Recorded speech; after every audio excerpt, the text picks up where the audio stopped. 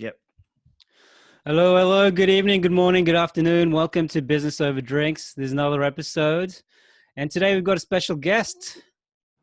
Before we start, firstly, my name's David. My name's David, just in case you didn't know. And my name's Tung, and I'm dialing in from Singapore. Thanks, Dave. Great intro again. Yeah. Hey, screw that up once again. But anyway, I'd like to introduce a special guest. His name is Joe Fox. He has the best name ever. First time I heard his name, I thought he was an action hero. And here we are today. So I'll read his bio. So since starting his first agency in 2000, all right, I'm reading his bio because last time people said, particularly Tung, that I'm really lazy with introducing people. So here we go. All right. So since starting his first agency in 2013 to capitalize on the need for a high quality social media strategy in the e-commerce space, Joe has strived to be at the forefront of helping companies realize the value of digital marketing in their marketing mix. So this led him to co-founding an award-winning, amazing agency called Studio Culture based in Brisbane, which I was a part of too. So in 2018, he successfully exited a bit after me, to join Lighthouse 8, an international business engineering company utilizing robot process automation, AI, tech to deliver tangible results, household brands and large corporations. In this role, he serves as the helm of APAC operations while managing a growing regional team. I mean, it's awesome technology. We'll be talking about that very soon. How you going, Joe? Fantastic. Thanks for having me on, guys. No problem, Joe. I hope the introduction was good. Yeah, I was about to say, well, I feel flattered. So thank you very much for having me. Yeah, I like the action man part the best. Actually, hero.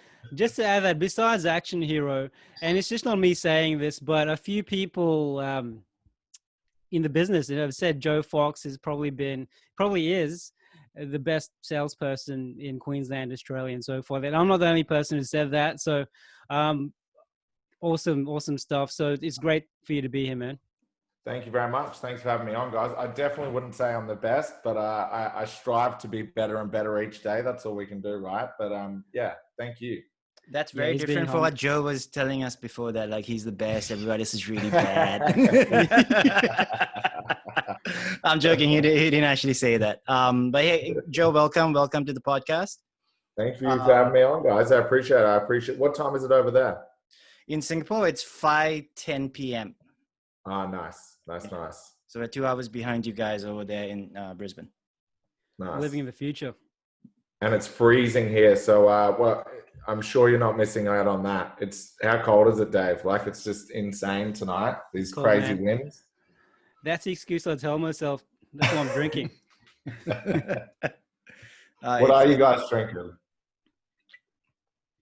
Oh, wow. So Joe's listened to a podcast before. So Dave, go ahead.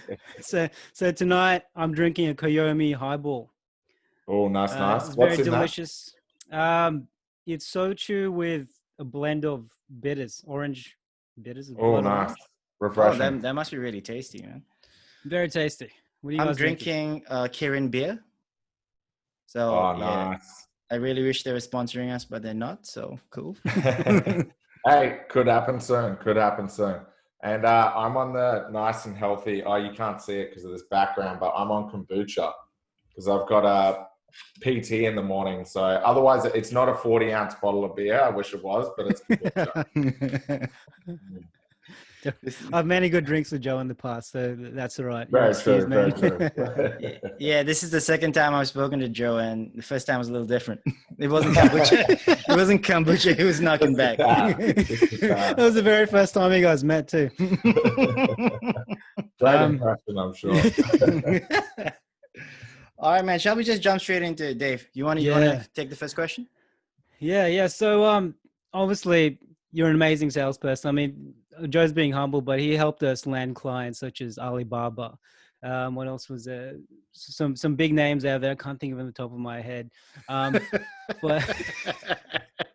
really, Alibaba's solid. So who else? We had Australia's largest beef producer, QT, PwC, local councils, things like that. All thanks to Joe. So first thing I wanted to ask you, without you, we would definitely wouldn't have been able to do that. And if someone was starting their own company or they're running their own company and they want to get better at sales. But there are so many sales gurus and books out there. Like, you can be bombarded with so much contradictory information, right? What approach to selling has been most beneficial to you? I think I've got a book suggestion at the end of this as well, but I think the biggest thing when people focus on sales is I think they focus too much on what the end result is. So it's like you go into a meeting with a preconceived notion with a prospect, or you're making a cold call or doing something like that, and you're automatically assuming that what you have is the best solution for them, or what you're wanting to sell is the best solution for them. And often as business people, we do know that that solution would very much help them, but there's particular events or things happening within the business that mean that that's not necessarily the right product or the right service that you should be selling them. So I think it's really about, one, getting to know exactly what it is that the prospect is in need of. What's the problem that you're solving for the prospect? I think is a big thing that a lot of people miss. I think you got to find out what it is that the prospect needs. So, and that's not necessarily, they're not going to say, hey, I need you guys to run an SEO and remarketing campaign for me because I've got to generate X amount of leads. But it's more about finding out what's the immediate issue that you're solving and what's the long-term solution that you're providing for a client. And I think taking the time to listen to a client and taking the time to listen, whether they're a marketing manager, a CMO, a CFO, a COO, a CEO, everyone's got different issues within the business that they want to solve. And I think it's about highlighting and identifying what that is, and then offering a solution once you know what that is, as opposed to just saying, hey, buy my stuff. Yep. Book suggestion, How to Win Friends and Influence People. I think that's Dale Carnegie? Yes. Yeah. So that I would suggest that that's probably the best book out of all of the, like, I've read, well, not hundreds, but probably just under 100 books on sales, influence, negotiation, all of those sorts of things, and just general business books. And I still think that that's an absolute go-to. Okay, nice. Definitely. I mean, and I was looking at my little library, and I'm like, where is it? As soon as you said the author, and I'm like, I need to text someone and be like, hey, you got to send that back, because I like to scrub up on that book once a year. Honestly, it's amazing. Oh, nice. Okay, that's cool. I had that book when I was younger, actually. I think I read it when I was like 14. It wasn't that great for me at that age, but I'm going to reread it now. Yeah. So I think one thing that we discussed, I think last time we spoke, was actually about the importance of fashion and appearance in sales, right? Because that's really important for me, because I think what I mentioned that time was the fact that I dress pretty badly. I know Dave dresses like a homeless man. I really like that Henley though. I like that Henley, man. I'm telling you right now, I like that. I was actually going to ask you off air where you got it from. So I like that. Oh, nice. Okay. Yeah, I do like that. Well, that's it. That's the end of the podcast. I got a compliment. See you guys later. That's it. I don't need to hear. Let's stop now. This is never going to get better. It's not going to get better from here. That's all I'm telling you.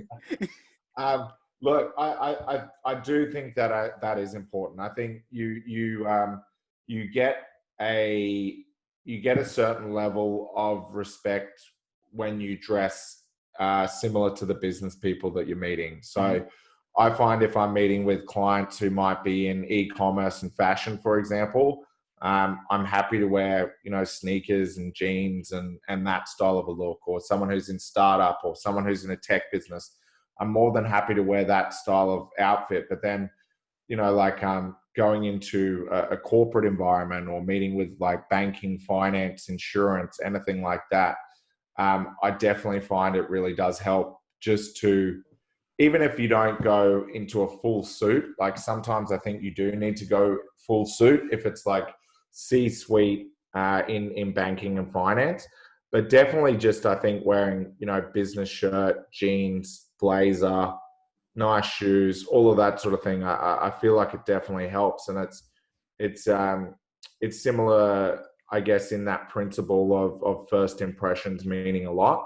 And I think people really respect if you make them feel comfortable. So corporates are going to feel way more comfortable if you're dressed similar to them. And I also think if you're, as I said, fashion, e-commerce, tech startup, they're going to feel more comfortable if you dress the same as them as well. So I think it's dressing to the occasion and speaking to the occasion as well. Yeah, I remember once in studio culture, I rocked up to work in shorts and thongs, and that didn't go too well with Joe. I remember that day too. It only happened once. Yeah, but my thing was more about setting the standard for the staff, though, right? Yeah. Like if we remember that conversation, and it's like I completely understand that, and I think everyone who's done the whole working from home thing has got like the business shirt on up top, and then you're just like in gym shorts or something, or track pants at the bottom, or pajama pants, or yeah, for sure. I'm sure some people have done it with no pants, right? But that's tone right now. Bottomless.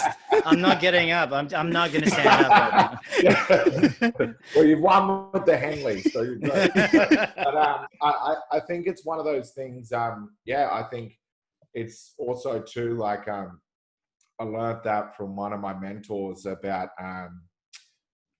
law firms and that sort of thing, and that's why they impose strict regulations on every level of staff, and obviously within laws and all of that sort of thing.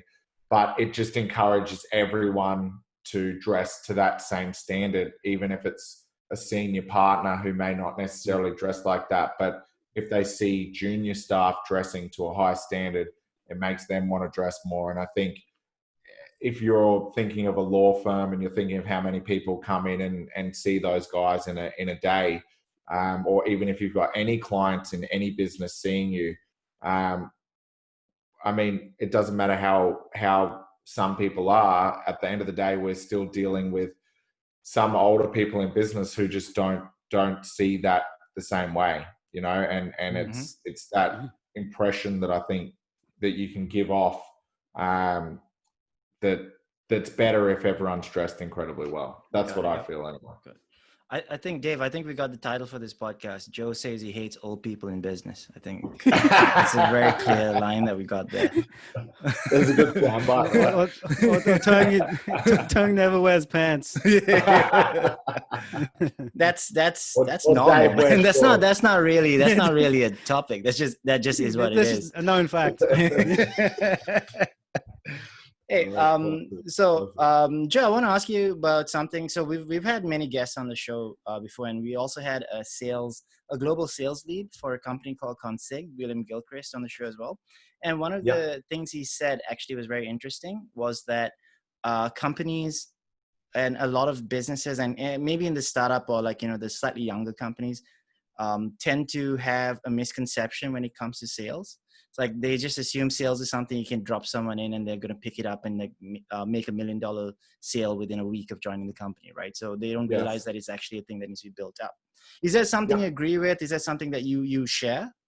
Yeah, I very much agree with that. I think like sales is look, if that Alibaba deal, remember Dave, what was that, 2 years, I think it was, in the making. Like the larger the organization, the less agile they are, the longer a deal is going to take. So if you're selling enterprise solutions, it's going to take you a long time. They're probably not necessarily dealing with someone who's got the exact same product as you, but most likely they're probably semi-happy with the provider that's providing a similar solution. So it's going to take some time to build that rapport. You've got to add value. You've got to do things like, like the prize that I'm happy to give to one of the listeners and viewers is like give away things like free audits, and you've got to build rapport over a period of time. You've almost got to build a friendship with these people in these organizations. And sometimes I feel, and I mean, look, we all make these mistakes, but I feel like sometimes even with COVID at the moment, because the pressure is on, you can actually annoy people by being too pushy. I think it can get to a point in a sale where you've built good rapport. They're happy with your solution, but the timing just isn't genuinely right at that particular moment in time. And that's not saying you're letting them get out of making a commitment, because I have a thing where I like to get people to commit to three times on their own accord. That was through a book that I finished recently. I've actually got it just here, called Never Split the Difference. Oh, sorry. And it's like this nice. Okay. FBI negotiator guy. And it's like, because sometimes people will just say yes, so you leave them alone, and then they have no intentions of following through with it. But if you get them to commit several times, verbally and via email and all of those sorts of things, it's unlikely that they're going to pull the pin and go elsewhere. Yeah. And okay. so to that point, I agree. Like, sales at enterprise level does take time. Even at SME level, it can take time. But that's why it's so important to just continually be building up a pipeline. Yeah, for sure. Because then it just becomes data and maths that eventually there's going to be a huge snowball effect of sales. Yeah, for sure. I mean, maybe then I should just stop getting upset every time I don't get a sale every 30 minutes. I'm just like, what the hell is wrong with you? Like, I called you. I called you. I'm your friend. You love me. No, I don't say that. But I get what you're saying. I get what you're saying. Wear that Henley and I'll buy from you. Hey man, this is great. I'm coming to Australia. I'm opening up an Australian office. Just going, hey, I'm wearing the Henley. I got you one. Yeah, man. Yeah, I'm serious. Yeah, I'm gonna ask you for the link of where you got that after this. I like it. That's how bad I am. I didn't even know it was called the Henley. I just thought it was the Dexter shirt. I know Dexter wears that before it kills people. Oh, nice. Is that why all your clothes look the same, Dave? You just have like a black t-shirt, dark shirt. That's it. That's your entire wardrobe. That's pretty much it. I noticed that, man. Dave's definitely the black t-shirt, man. Definitely. Yeah, Definitely. for sure. Everything's like dark colors. Speaking of dark colors and black clothes, that's me, right? So I'm an introvert. I like to wear black. I don't like to say much.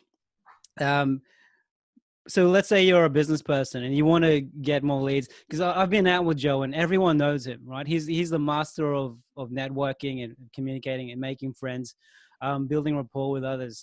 Do you have any tips for introverts who find it like a huge struggle just going out and meeting new people who could potentially be prospects? Yeah, I think it's like, I think the thing that everyone needs to understand, and it's like, and I admire your skill set so much, Dave. Like, your copywriting is second to none, and I feel that way. And your writing in general, and your ability to tell stories and make people laugh. So I think it's important for people to talk about things that they're very well versed in and that they know well. So even if like, for example, if you're an introvert, you're in an uncomfortable situation, or you're around a whole bunch of people you don't know, there's always going to be, like, in a decent sized enough room, there's going to be someone that shares common interests with you in some way. So I think it's about making sure that whoever's bringing you into that room introduces you and lets you know if there's someone that's going to have commonality with you in that room. Because I've seen introverts and I don't think you're super introvert, David, but like, I've even seen, people who are more introverted than you, go into a room, feel uncomfortable, connect with one person, and then next minute they're completely out of their shell, right? Because they feel that level of validation and they feel comfortable. And I've seen, when you and I have been out multiple times and at networking events and all of those sorts of things, I feel like you're the same, where once you've connected with the one person, you're incredibly comfortable talking to everyone.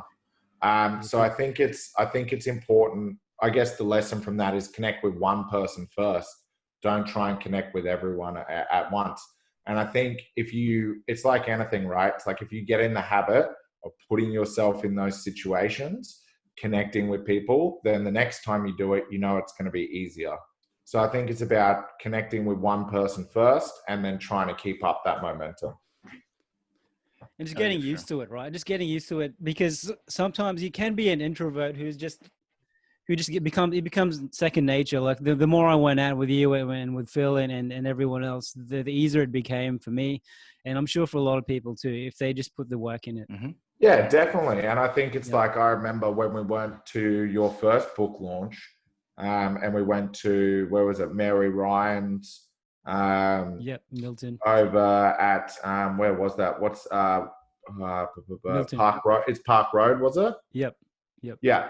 And like, you were like the opposite of an introvert, like, because you were so comfortable talking about your work and your mastery. So Yep. once again, I think it's just about finding your passion and finding your connection, and as you said, getting used to it and putting yourself in those positions and patting yourself on the back when you nail it. Yep. True. Yeah, for sure, man. Dave, do you have any questions before we go on to talk about Lighthouse 8 and Kate? No, I found that pretty useful. Thanks, man. Like, Yeah. I think a lot of people find that useful too. Yeah. 'Cause I think sales is a really tough thing for people. Yeah, it Even is, the man. name sales has this big negative connotation to it. And you know, people will do anything except for sales. Like they'll try and make up any role they can instead of making that phone call or But developing that network. that's the thing too, I think, Dave. And it's like, I go back to your copywriting skills. You've made clients hundreds of thousands, millions of dollars from your copywriting. So really, you're a salesperson as well. Yep. But yours is through words on paper, or words through email, or words through writing, or through email. So I think everyone has a bit of sales in them. It's just about sharpening that particular sales skill set that they have. So, Dave, you and I are going to have a talk after this about the fact that you haven't made me $1 million, even though we work together. We're just going to have a conversation about that, man. Let's get a conversation about this. I threw him straight in it. Thanks, Joe. That's all we say. See me in on that email. I'm not saying any of this. What the hell? No, but sorry, man. Like, I just want to transition into it because I really wanted to talk to you about, Lighthouse 8 and Kate. So we touched a little bit about Kate the last time we spoke, and I thought it was really fascinating. Maybe we didn't delve too deep into it, and I think maybe we can rectify it this time. So maybe you can just give us a little bit of introduction into what Kate is and what Lighthouse 8 actually does. Yeah, definitely. So essentially, Lighthouse 8 has been around since 2011. And the situation prior to was that our CEO, Freddie Orso, he owned an organization, I guess, similar to Studio Culture in Scandinavia. And then he went and did a whole bunch of roll-ups and rolled up a whole bunch of digital agencies, kind of Studio Culture size, went on a big acquisition path, sold them to a very large organization. But during that process, he identified, that as we know, and Dave and I know, is that, agencies are very staff heavy. They're very, they can be very, kind of opinion based.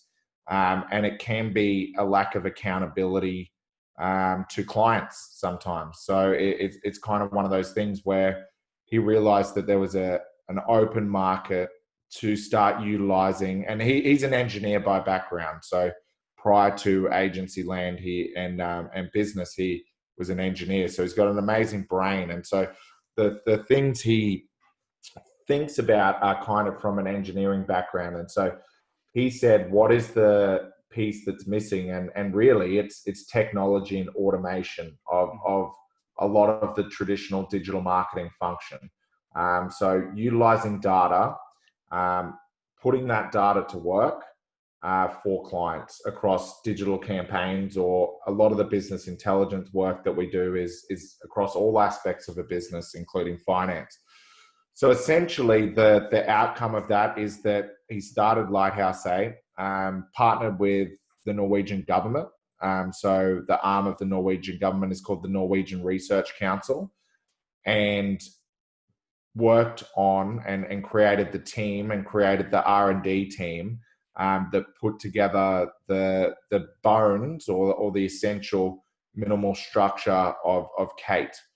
And essentially what Kate has developed into over the last 8 years is essentially a piece of machine learning technology, or AI, or a form of AI, and a form of robot process automation that delivers the same amount of work that a human can do, or a performance manager, someone working on an AdWords account.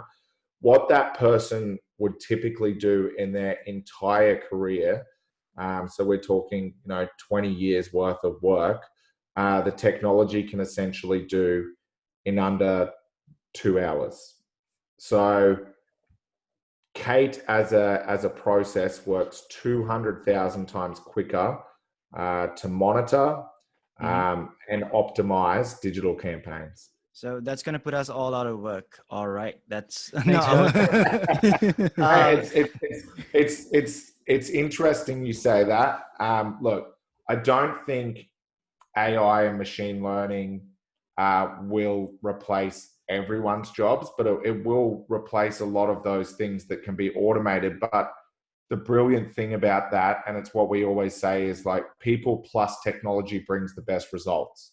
Because when you free up someone's time from, and Dave, you know this all too well, you manage the whole, marketing team for so long, is that time that gets spent on split testing, that time that gets spent on keyword research, that time that gets taken through adjusting bids, and all of those clunky processes that are taking away from people being creative, essentially, or taking away from other great work that humans can be doing, can now be done by our technology and by Kate. So I think it's a very beneficial thing for organizations, because it frees up key people to do deeper, more meaningful tasks. Nice. So just so everybody, sorry, it's Kate, K and the number 8, yeah?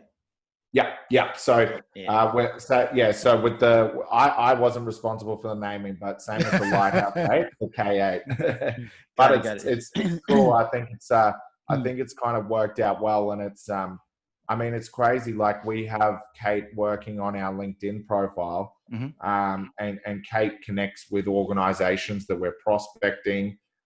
Kate can apply for jobs. So Kate will identify jobs that her skill set is matched to and actually send through her own resume. It's crazy. Like, when I first heard about Lighthouse 8 and this technology, and having been over to Norway and met the R&D team and met the digital transformation team and met the business intelligence team, like, it's just so amazing and so forward thinking. And I don't think it's going to wipe out everyone's jobs, but it's going to assist a lot of organizations. So they'll be the lucky 1% that survives it at the mercy of Kate. Kate's like, I want you to do this. Yes, Kate. And you never know. We're laughing now, but like a week from now, we'll be just crying. I could be doing my job. This is the last time we see Joe. Is this even Joe? Could just be AI. I feel like we should call it mate, M8. Mate. That's actually pretty cool. So it's less intimidating. I better go tell them about that to register. No, it's cool. It's been a journey, that's for sure. When you talked about how it applies for jobs, my first concern was how does she sound human? Like, how human does she sound and things like that? Well, so essentially, when it's sending, when Kate's applying for jobs or sending messages, that's essentially a process, right? So it's Kate utilizing what's there and applying that. Same as when we're doing things like copywriting and split testing, there's a process behind that. So there's no voice or anything necessarily associated with Kate on that front. But from a copy and a testing perspective, it's pretty amazing how close it is. Got it. I think it's just natural language processing, right? NLP, basically. Yeah. So Dave, that's a fancy term for AI that AI people use. Just FYI, Dave's gonna Google it now and go like, I don't understand. NLP. I've heard of NLP as in a sales Sure. process. Neuro-linguistic Neuro-linguistic. Neuro-linguistic programming. Yeah, That's right. Yeah. And I've seen the clip of Google booking a haircut. Oh yeah, that was pretty terrifying, amazing. man. That was terrifying. We'll put that in the show There's notes. actually a good website that you guys should check out, and I don't want to alarm people because it's called willrobotstakemyjob.com. Oh yeah, The yeah. answer We is spoke. yes. Is it just like we spoke just the about word that last yes? time. Yeah. It's cool, man. It's cool. It's worth checking out. Does it just say the word yes? Is it just yes? Like when no, you it's just a directory. It's a directory for all like the people looking for jobs. It's just like, well, yeah, this is how you find a job. Yes. The end is nigh. So it's pretty fascinating actually. But as I said, and I was listening. I'm trying to think of what I was listening to. I was listening to something on this recently. But same thing. I think it was that Naval Ravikant. Oh yeah. Okay. Yeah, and he was talking about. So he's like, his theory on it is that it will free up people to do more creative, interesting tasks. And I think, Dave, you're a massive creative. So from that side of things, it makes your life easier because you get more time to do the things that you love, right? Oh yeah, for so sure. I think it could be incredibly exciting for everyone, and obviously not just our technology, but all of these technologies that are emerging. All right. So Dave, we're coming towards the end. I think we only got like 7 minutes left before in this podcast. Do you have any last questions for Joe? Yeah, man. One last thing. I mean, so you've been working with Kate for a couple of years now, is it? No. So I think I would have been at Lighthouse 8 for a year in August. So just under a year. Yeah. Coming to a year. So what kind of results do you see with marketing AI and with Kate in particular? So it's in actually comparison, insane. So in comparison to agency results. Definitely. I mean, I know studio culture still gets amazing results for clients, and I know we always did get amazing results for clients. I think the biggest comparisons I've found is when we're going against some of these really, really big agencies in Australia, and we're doing audits and we're doing comparisons, and we're sitting there identifying the fact that we would be able to grow these companies' revenue by like 20 to 30% over a 12-month period, and save them around 15% in ad spend and media spend. And that's across, YouTube, across Google's ad network, across LinkedIn, across Facebook. So when you're looking at, these enterprise level clients and you're showing some of these numbers, it's quite mind boggling, to be honest, because there's some of the stats that we've had is like literally growing multinational companies' online revenues by 30% over a 12-month period. There's year-on-year results like that. Some of the stuff we've done for Blackmore's is incredible. Some of the case studies we've got from Toyota is amazing. So I think the crazy thing is about the tech is that it's getting better and better, and it's getting quicker and quicker. Yeah. So usually when we're pitching for projects, we'll be presenting them with these figures, and it's almost, to be honest, it almost feels too good to be true.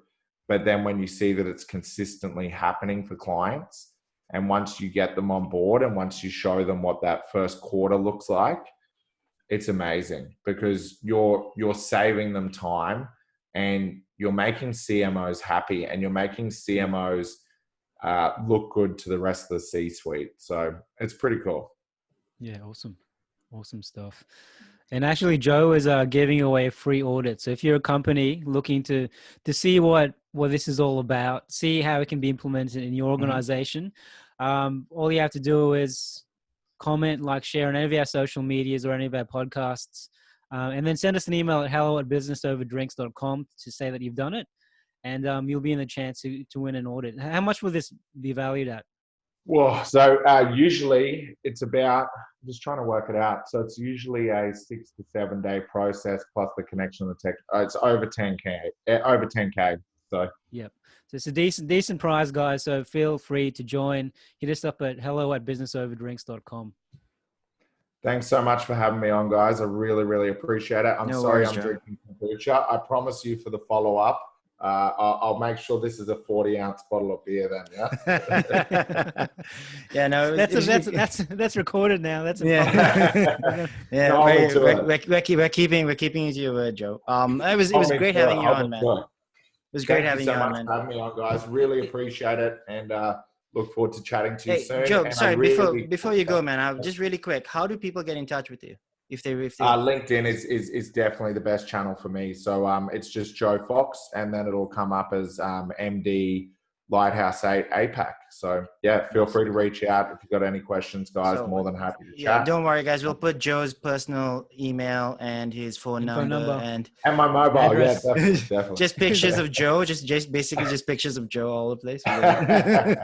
Just photoshopped onto your body. Terry, make sure you send me where you got that Henley from. Oh, for sure, man, for sure. This is the nicest compliment I ever got in this damn. I'm serious. I love it. I love that color. Thank you so much.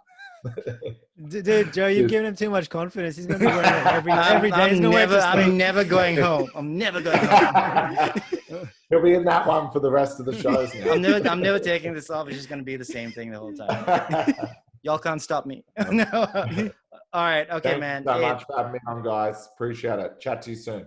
Definitely. Thanks, Joe. Cheers. Cheers.